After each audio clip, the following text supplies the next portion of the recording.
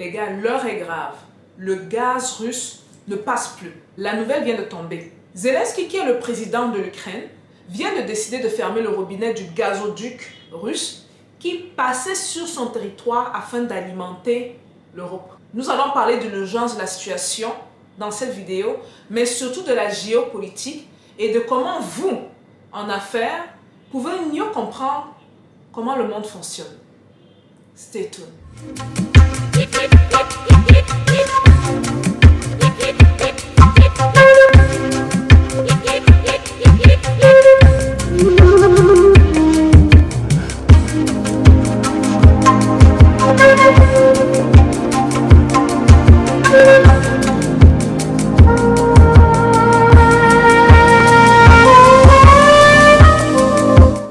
Bonjour et bienvenue dans Parlons de business. Alors si on parle de quoi?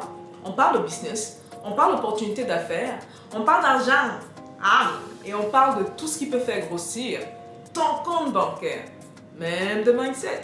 Si vous me découvrez dans cette vidéo, mon nom c'est Stéphanie Mbida, je suis entrepreneur. J'ai lancé mon premier business à l'âge de 9 ans. J'ai fait mon premier million à l'âge de 17 ans. Passionnée par l'entrepreneuriat et expert dans la multiplication de l'argent. Avant de se lancer dans le vif du sujet, parce que le sujet est chaud les gars, c'est chaud. Je vais faire un petit rappel ici, on aura notre première vidéoconférence ce samedi. On risque d'avoir notre dimanche, dépendamment de comment ça va se passer. Les places sont super limitées les gars. Ceux qui ont suivi les vidéos qui sont parues sur la chaîne en début de semaine, je parlais de l'environnement et du business en Afrique. Beaucoup de personnes de la diaspora viennent se casser la gueule parce qu'ils ne connaissent pas de réalité. On va parler de lobbying, on va parler de corruption, on va parler de tout ce qu'on ne dit pas sur Internet. On va parler de ce que les grands là, avec qui parfois je traîne, m'apprennent beaucoup de choses en ce monde. Et ces réalités-là, malheureusement, ne peuvent pas se dire en Mondovision. Donc du coup, j'ai créé rapidement une conférence vidéo qu'on aura ce samedi, donc dans quelques jours. Réservez votre ticket, regardez en bas, il y a le lien pour avoir vos tickets, allez les avoir. Je pense qu'il y aura 3 séances, une de 10 h, heure du Cameroun, donc faites la conversion s'il vous plaît, 10 h, 12 h, 14 h, 16 h, 18 h, 20 h, et chaque fois des places limitées, très important. Ceux qui viendront à la conférence, vous devez d'allumer vos caméras, ce n'est pas une option, parce que je vais également moi me jeter en pâturage et je vais partager avec vous des choses qui ne se disent pas normalement. Donc je vous attendrai dans cette conférence-là. Bon, maintenant on attaque le sujet brûlant, le sujet passionnant. Qu'est-ce qui se passe au niveau de la géopolitique et des acteurs et... Bref, vous allez me dire, parce que je suis vraiment avide de savoir c'est quoi votre point de vue. Très souvent en géopolitique, l'Africain est très naïf. On pense que le sauveur va venir nous aider. On ne voit pas que dans la vie, il n'y a que des intérêts. L'amitié là n'existe pas. Ça existe quand on met la caméra comme ça. Vous parlez pour rester politiquement truc. Mais dans la vie là, ça n'existe pas les gars. Okay? Donc ce qu'il faut comprendre sur le gaz de la Russie, c'est que la Russie alimente l'Europe à travers 3 axes bien précis. Le premier axe, c'est la mer Baltique. Le deuxième axe, il passe par la Biélorussie. Et le troisième axe, il passe par l'Ukraine. Ensuite, la Pologne. Zelensky donc, sous les directions de Washington, c'est ce qu'on dit. Je n'affirme rien. Mais on aurait dit que Washington aurait demandé au président ukrainien de fermer le robinet qui passe sur son territoire parce qu'avant tout, c'est son territoire. Ce qu'il a fait, c'est une nouvelle très fraîche. Ça ne fait même pas quelques heures, la nouvelle est tombée. À la grande surprise de tout le monde. Donc on se retrouve maintenant dans une situation où Zelensky, parce qu'il veut faire plaisir à Washington, risque, et je pèse mes mots, comprenez qu'il y a des choses que je ne peux pas à tout prix dire ici, là, parce que je ne donne pas mon opinion, je suis en train de faire une petite analyse, risque de pénaliser l'Europe, surtout sachant que, à date, un peu moins d'un tiers du gaz que la Russie exportait n'est plus disponible. Comment donc est-ce qu'on peut construire des industries sans gaz? Comment est-ce qu'on peut avoir une économie qui tourne? La manière dont l'économie européenne tourne sans gaz. Il y a même un spécialiste qui disait que si l'Europe tente de baisser sa consommation de gaz de 38%, ce sera la catastrophe dans la plupart des pays. Bien sûr, il y a des pays plus ou moins indépendants, mais on parle de grosses économies. Mais la question que j'ai, parce qu'on avait eu un live dessus, la diaspora européenne qui est en Europe a plus ou moins a répondu, mais pas, c'est du genre, vous pensez l'Africain, on attend que les choses nous tombent dessus avant de bouger.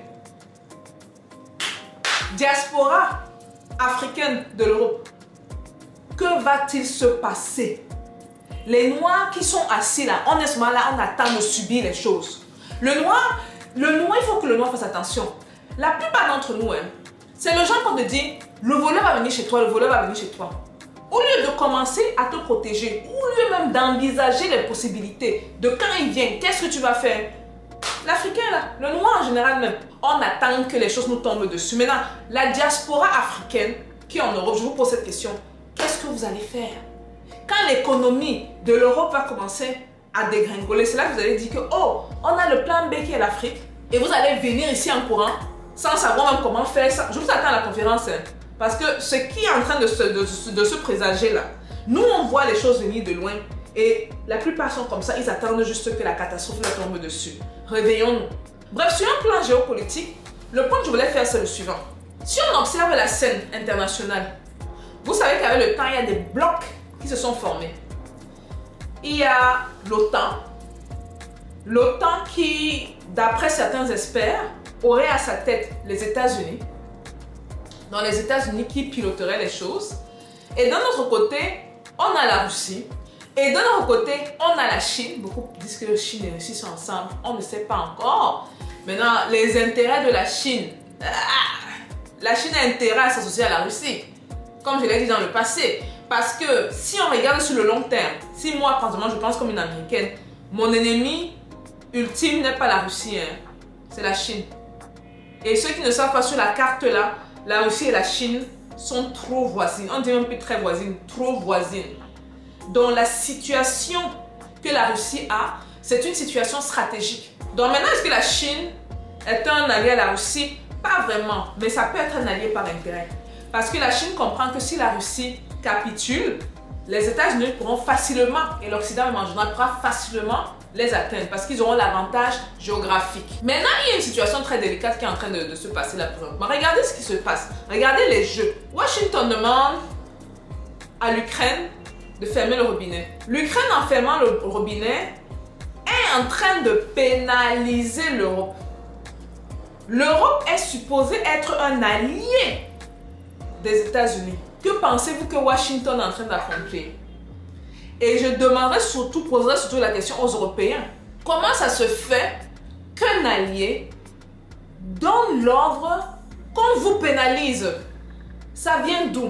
Ce sont quoi les explications? Parce que dans toute cette équation-ci, j'ai failli dire bonne américaine, je ne suis pas, mais bon, j'évolue dans ce pays aux États-Unis. Je me rends compte que dans toutes ces équations-ci, vous savez qui gagne dans tout ça? Comment ça se fait que l'Europe, qui est quand même assez puissante, on doit le reconnaître, ne puisse pas avoir son mot à dire dans tout ce qui se passe? Comment ça se fait même que l'Europe s'immisce dans les problèmes de l'Ukraine? L'Ukraine qui, rappelons-le, n'est pas dans l'OTAN. Pourquoi s'immiscer dans les problèmes entre la Russie et l'Ukraine? Quels sont les intérêts? Qui pilote vraiment le projet derrière? Et comment ça se fait que l'Ukraine prenne des ordres de quelqu'un qui, d'après ce qu'on dit, n'aurait pas de pouvoir sur ce pays-là? Franchement, moi, à observer la scène, je trouve ça fascinant. Je trouve ça tellement fascinant parce que je me dis que, est-ce que l'Africain apprend quelque chose de ce qui se passe? Est-ce que l'Africain comprend, on parle encore des codes et les messages, même qu'ils soient diplomatiques ou non, utilisés par ces Occidentaux? Quelles sont donc les leçons géopolitiques que nous devons tirer de cette situation-ci? Et plus important, comment pouvons-nous nous en servir pour faire émerger l'Afrique? Là est la question. Peace out.